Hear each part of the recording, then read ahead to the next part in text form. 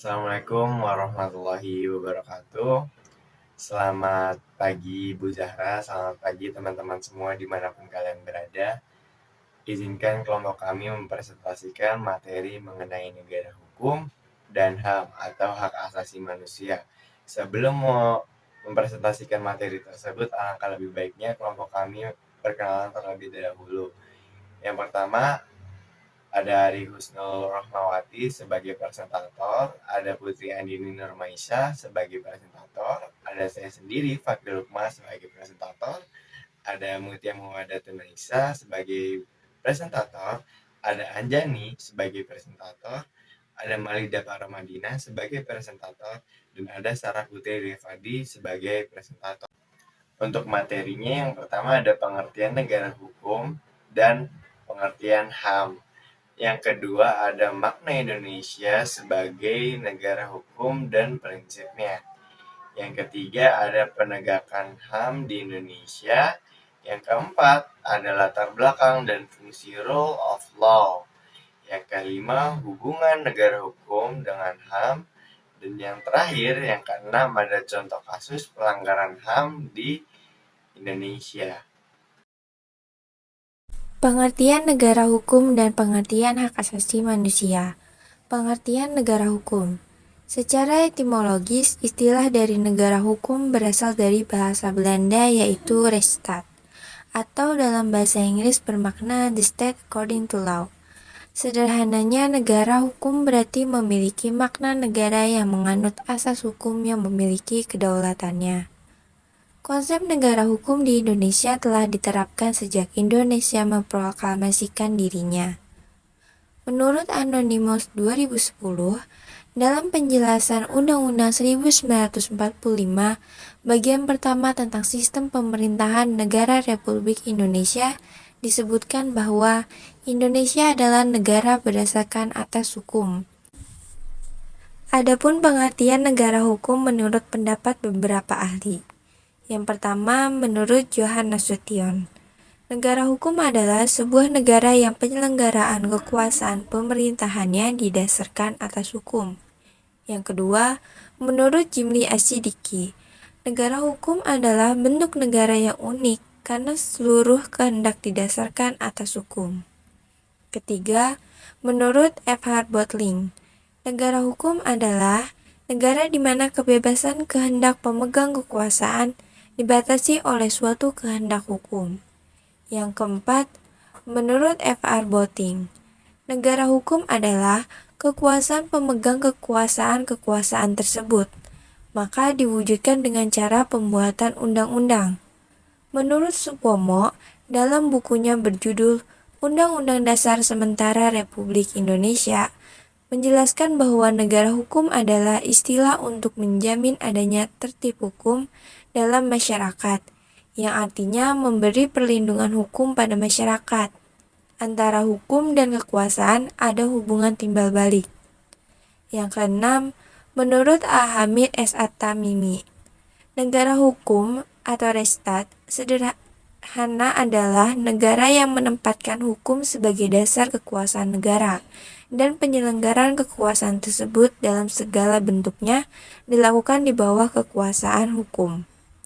Jadi, dapat disimpulkan bahwa negara hukum juga berarti alat-alat negara yang mempergunakan kekuasaannya dengan berdasarkan hukum yang berlaku dengan cara yang ditentukan dalam hukum itu. Dalam negara hukum, tujuan suatu perkara adalah agar dijatuhi putusan sesuai dengan kebenaran. Pengertian hak asasi manusia. Para ahli menyampaikan pendapatnya tentang pengertian hak asasi manusia sebagai berikut. Yang pertama, Darji Darmo Diharjo, ahli filsafat hukum Indonesia, berpendapat bahwa hak asasi manusia adalah hak-hak dasar atau hak-hak pokok yang dibawa manusia sejak lahir sebagai anugerah Tuhan Yang Maha Esa. Kedua, John Locke, filosof asal Inggris, berpendapat bahwa hak asasi manusia adalah hak-hak yang diberikan langsung oleh Tuhan Yang Maha Pencipta sebagai hak kodrati. Oleh karena itu, tidak ada kekuasaan apapun di dunia yang dapat mencabutnya. Hak hidup dan kehidupan manusia merupakan hak kodratì yang tidak bisa terlepas dari kehidupan manusia. Ketiga, Jan Matterson, pemikir HAM Barat, mengemukakan bahwa hak asasi manusia adalah hak-hak yang melekat pada setiap manusia, yang tanpanya manusia mustahil dapat hidup sebagai manusia. Selain pendapat dari para ahli, pengertian hak asasi manusia juga diatur dalam Undang-Undang Dasar Negara Republik Indonesia tahun 1945. Pemenuhan jaminan hak asasi manusia secara khusus diatur dalam Undang-Undang Republik Indonesia Nomor 39 Tahun 1999. Berdasarkan beberapa rumusan pengertian hak asasi manusia tersebut, diperoleh suatu kesimpulan bahwa hak asasi manusia merupakan hak yang melekat pada diri manusia yang bersifat kodratì dan fundamental sebagai suatu anugerah Tuhan Yang Maha Esa. Baik, sebelumnya perkenalkan, nama saya Maida Paramadina, di sini selaku presentator kedua. Sebelumnya teman-teman sudah mendengarkan penjelasan mengenai materi pengertian negara hukum dan pengertian HAM atau hak asasi manusia. Di sini saya akan menjelaskan materi mengenai latar belakang dan fungsi rule of law. Nah, yang pertama yaitu latar belakang rule of law. Apa sih rule of law itu, teman-teman? Nah, rule of law itu bisa diterjemahkan menjadi aturan hukum. Jadi, rule of law adalah sebuah doktrin mengenai hukum yang sudah muncul pada sejak abad ke-19. Nah, rule of law ini muncul bersamaan dengan lahirnya negara konstitusi dan demokrasi. Ia lahir berjalan sehubungan dengan tumbuh suburnya demokrasi dan meningkatnya peran parlemen dalam sebuah negara.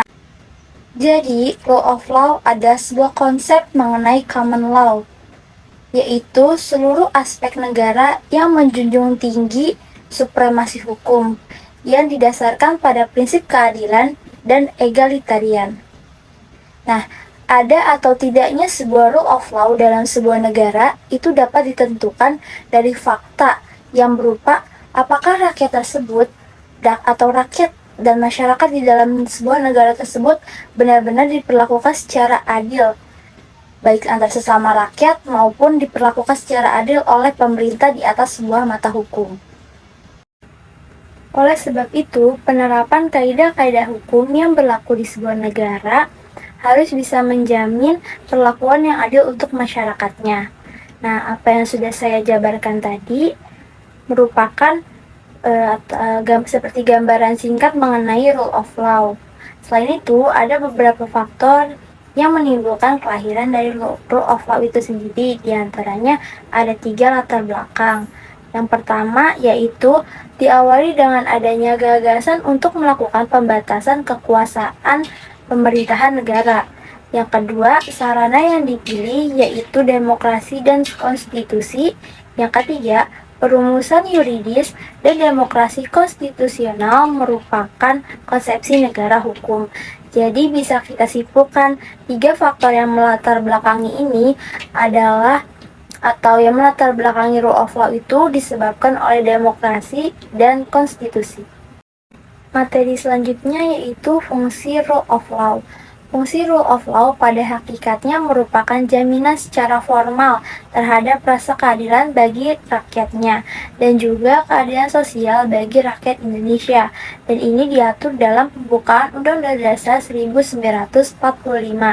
Jadi intinya adalah jaminan yang ada atau yang diberikan kepada masyarakat itu terdapat dalam prinsip-prinsip dasar hukumnya dalam untuk pengambilan kebijakan bagi penyelenggara negara pemerintahan, baik di tingkat pusat maupun daerah, atau yang berkaitan dengan jaminan atas rasa keadilan, terutama keadilan sosial.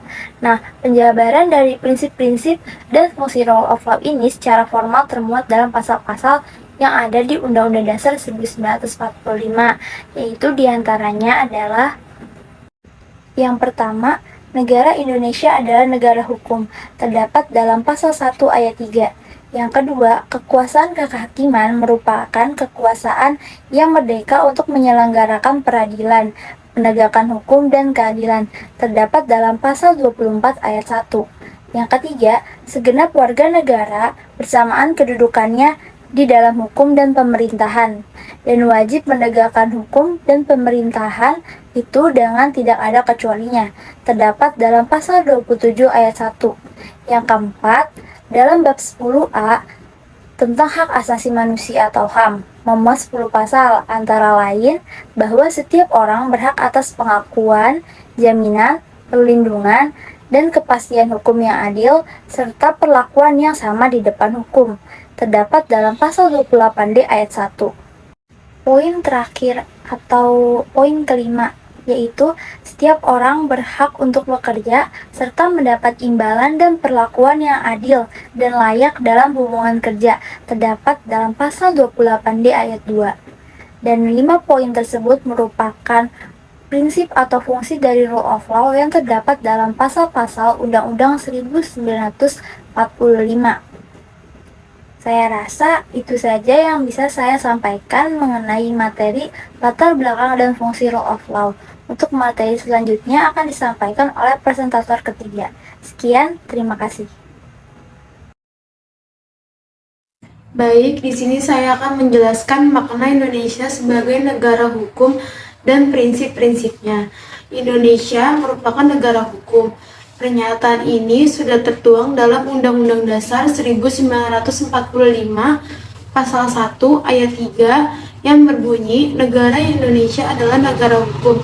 Negara hukum yang dianut Indonesia adalah negara hukum yang senantiasa mempertimbangkan segala tindakan atau terdapat berbagai aspek peraturan-peraturan yang bersifat memaksa dan mempunyai teguran tegas apabila dilanggar, karena negara hukum adalah negara yang susunannya diatur dengan sebaik-baiknya dalam undang-undang, sehingga segala kekuatan dari alat pemerintahan berdasarkan hukum, sehingga seluruh sendi kehidupan dalam bermasyarakat, berbangsa, dan bernegara harus berdasarkan pada norma-norma hukum.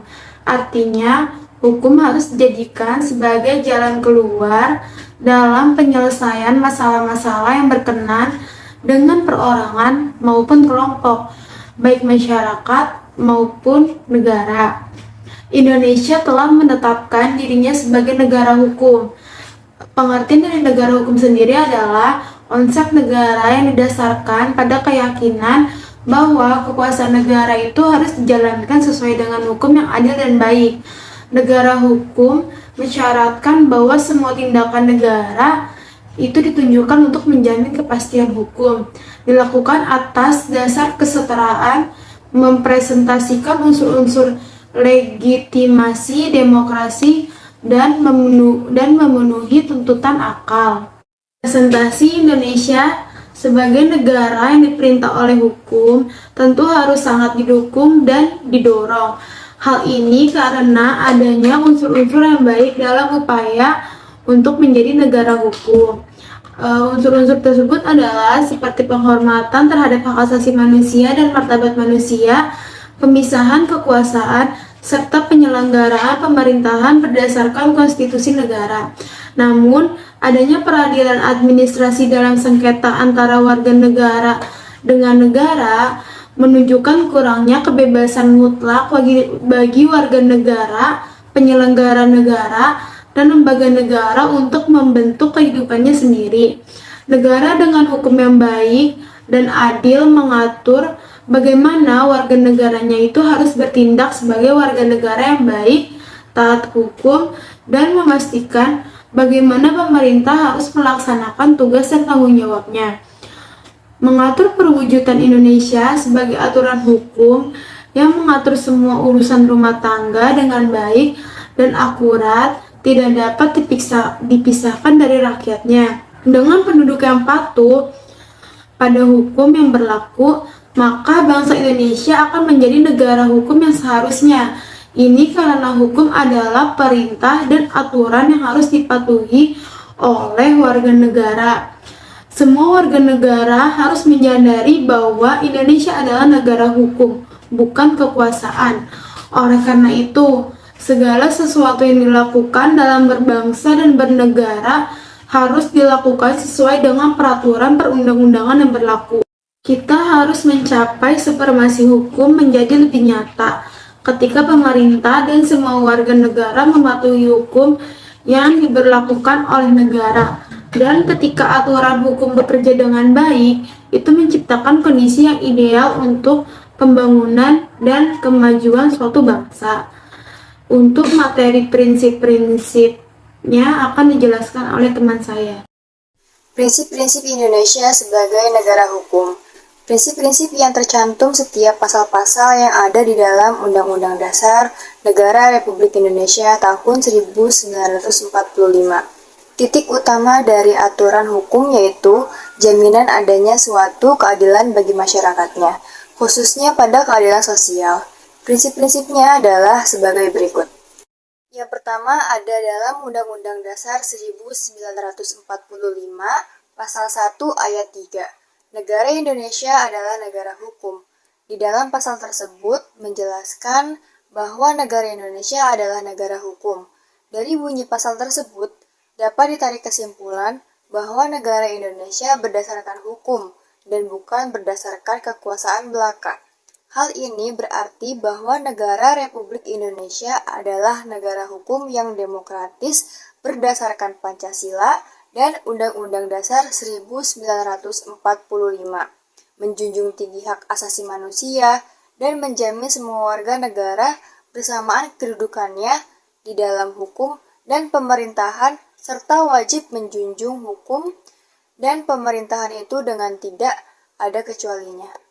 Yang kedua, ada dalam pasal 27 ayat 1 Undang-Undang Dasar 1945. Semua perangga negara sama posisinya di dalam hukum dan pemerintahan wajib menjunjung hukum tanpa terkecuali.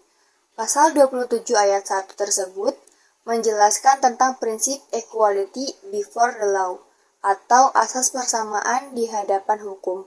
Prinsip tersebut menegaskan bahwa setiap warga negara memiliki kedudukan yang sama di hadapan hukum tanpa ada pengecualian.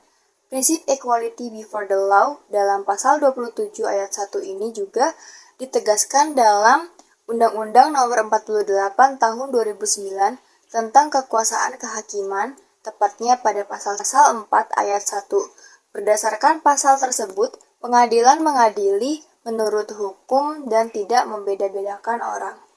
Yang ketiga, dalam pasal 24 ayat 1 Undang-Undang Dasar 1945, kekuasaan yang ada merupakan kekuatan yang merdeka untuk peradilan guna menegakkan hukum dan keadilan. Berikutnya, pada pasal 28 Undang-Undang Dasar 1945, hak asasi manusia yang memuat 10 pasal, yaitu pasal 28A, 28B, 28C, hingga pasal 28D.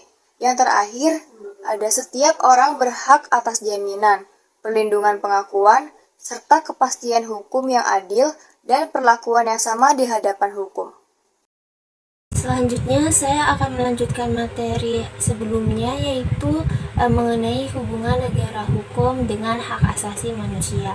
Hak asasi manusia adalah suatu hak fundamental yang dimiliki manusia yang melekat pada seseorang dari lahir.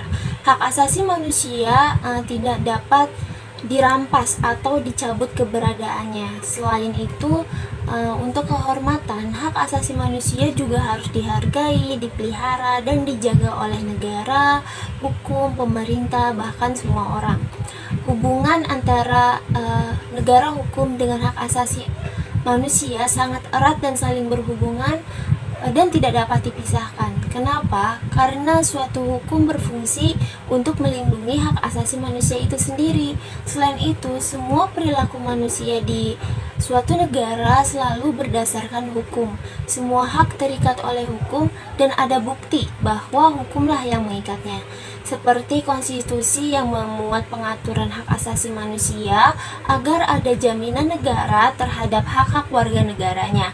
Salah satu contohnya perubahan penting dalam amandemen Undang-Undang 1945 adalah peraturan hak warga negaranya yang lebih komprehensif dibanding Undang-Undang 1945 pra-amandemen yang mengatur secara umum dan singkat.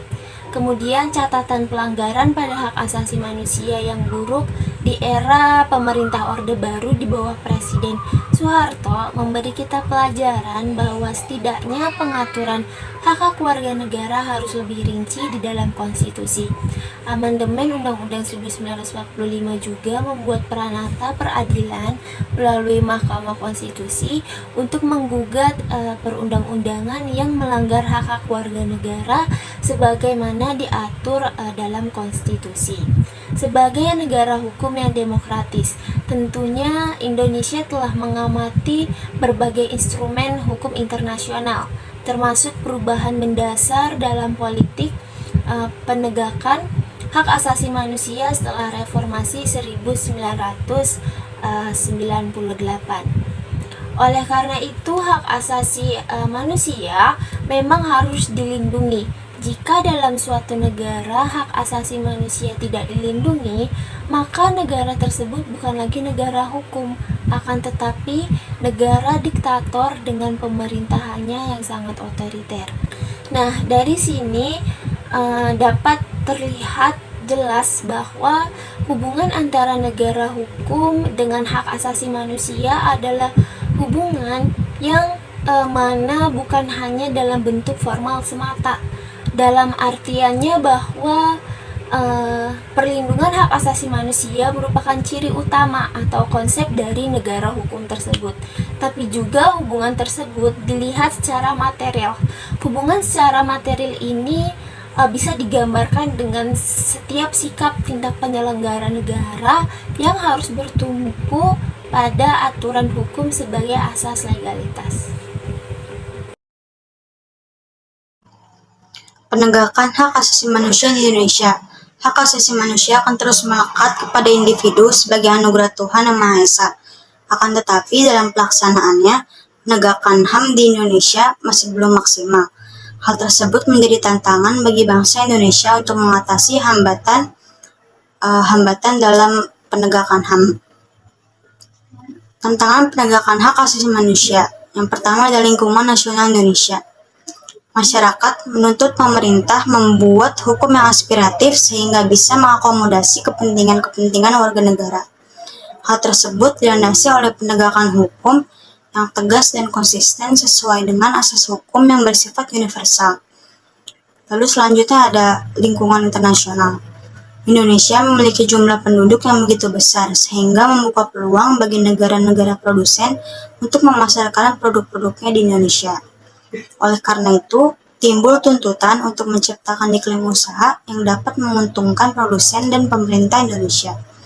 Untuk menciptakan iklim usaha tersebut, pemerintah membuat kebijakan yang terkadang mengakibatkan hak warga negara terabaikan. Lalu ada hambatan hak asasi manusia. Hambatan penegakan hak asasi manusia dipengaruhi oleh beberapa hal, seperti beberapa ini. Yang pertama ada hukum atau peraturan. Hukum atau peraturan terkadang memiliki kelemahan, seperti contohnya peraturan yang belum dirumuskan dalam undang-undang. Akibatnya, subjek hukum yang melakukan perbuatan merugikan tidak dapat dipidana karena perbuatan tersebut masih belum bisa dikatakan sebagai pelanggaran hukum. Lalu yang kedua ya, aparat penegak hukum. Hambatan penegakan hukum dapat berasal dari penyidik, penuntut umum, dan hakim. Kunci keberhasilan dalam penegakan hukum adalah mentalitas atau kepribadian penegak hukum. Mentalitas penegak hukum yang baik akan mendorong tegaknya hukum di Indonesia. Lalu selanjutnya ada sarana dan prasarana. Sarana dan prasarana merupakan penunjang dalam penegakan hukum. Apabila sarana dan prasarana tidak ada, penegak hukum tidak bisa menjalankan tugasnya dengan baik. Lalu selanjutnya ada masyarakat. Hambatan pelanggaran hak asasi manusia ialah rendahnya kesadaran akan pentingnya HAM. Banyak orang tidak memperhatikan perlindungan HAM karena merasa kepentingannya telah terpenuhi. Masyarakat mempunyai kewajiban untuk berpartisipasi dalam penegakan HAM. Oleh karena itu, masyarakat jangan menyerahkan sepenuhnya proses penegakan HAM kepada aparat penegak hukum saja. Lalu selanjutnya ada langkah-langkah penegakan hak asasi manusia di Indonesia. Hal-hal yang telah dilakukan dalam upaya penegakan hak asasi manusia di Indonesia antara lain, yang pertama adalah memasukkan HAM ke dalam berbagai undang-undang. Sebut saja di dalam Pancasila, pembukaan Undang-Undang Dasar 1945, dan beberapa ketetapan, peraturan, dan undang-undang produk penguasa. Lalu selanjutnya ada meratifikasi dan mengadopsi instrumen-instrumen HAM internasional. Indonesia telah meratifikasi berbagai macam hukum internasional yang berkenaan dengan perlindungan terhadap HAM. Lalu selanjutnya ada menumbuhkan kesadaran masyarakat terhadap masalah HAM. Kesadaran masyarakat terhadap masalah HAM masih perlu ditumbuhkan dan dibangun agar sejalan dengan nilai-nilai kemanusiaan yang memang harus dilindungi dan juga diperjuangkan. Membangun kesadaran dapat perlu diartikan dengan budaya penghormatan terhadap nilai-nilai dasar kemanusiaan. Pemberdayaan tidak sekedar menjadikan HAM sekedar sebagai wacana publik, tapi juga mendorong agar penghormatan terhadap HAM menjadi satu keniscayaan dan tindakan nyata. Lalu ada upaya penegakan HAM melalui jalur pengadilan HAM, antara lain kewenangan memeriksa dan memutus perkara pelanggaran HAM yang berat oleh pengadilan HAM tidak berlaku bagi anak di bawah usia 18 tahun. Lalu, agar pelaksanaan pengadilan jujur, maka pemeriksaan perkara dilakukan oleh majelis hakim pengadilan HAM. Untuk materi selanjutnya ada kasus pelanggaran hak asasi manusia. Untuk kasus pelanggaran hak asasi manusia di sini ada dua kategori, yaitu yang pertama yang berat dan ada yang ringan. Untuk yang berat, yang pertama ada kerusuhan di Tanjung Priuk pada tahun 1984. Kasus pelanggaran ini terjadi pada 12 September 1984, mengakibatkan 24 orang tewas, 36 orang luka berat, dan 19 orang luka ringan. Dalam peristiwa ini terjadi kerusuhan antara aparat dan warga sekitar. Dan yang kedua ada tragedi Trisakti, yang merupakan peristiwa penembakan yang menewaskan mahasiswa Trisakti pada saat demonstrasi menurunkan pemerintahan Orde Baru. Tepatnya pada tanggal 12 Mei 1998, terdapat 4 mahasiswa tewas, yaitu Hendriawan C, Henry Hartanto, Hafidin Royan, dan Elang Mulia Lesmana. Dan yang terakhir ada kasus Munir, yaitu Munir Said Tholib adalah aktivis hak asasi manusia pada zaman Orde Baru. Munir melakukan pembelaan pada orang-orang yang tertindas. Namun tahun 2004, Munir ditemukan meninggal dunia dalam pesawat menuju ke Amsterdam. Dari hasil autopsi forensik Belanda menemukan racun arsenik dalam jasad Munir. Yang kedua ada kasus pelanggaran hak asasi manusia yang ringan dalam kehidupan sehari-hari. Apa aja sih contohnya? Yang pertama ada mengganggu orang lain yang sedang beribadah. Yang kedua menghalangi orang lain yang ingin menyampaikan pendapatnya. Yang ketiga mengambil barang atau hak orang lain. Yang keempat membuat keributan di kelas. Yang kelima mengganggu ketenangan orang di sekitar. Yang keenam melakukan pencemaran lingkungan. Yang ketujuh, membuang sampah sembarangan. Dan yang terakhir, yang kedelapan, menghalangi teman yang ingin belajar. Baik, sekian materi yang bisa kami sampaikan. Kurang lebihnya mohon maaf. Bila ada kesalahan, mohon dimaafkan. Wabillahi taufiq wal hidayah. Wassalamualaikum warahmatullahi wabarakatuh.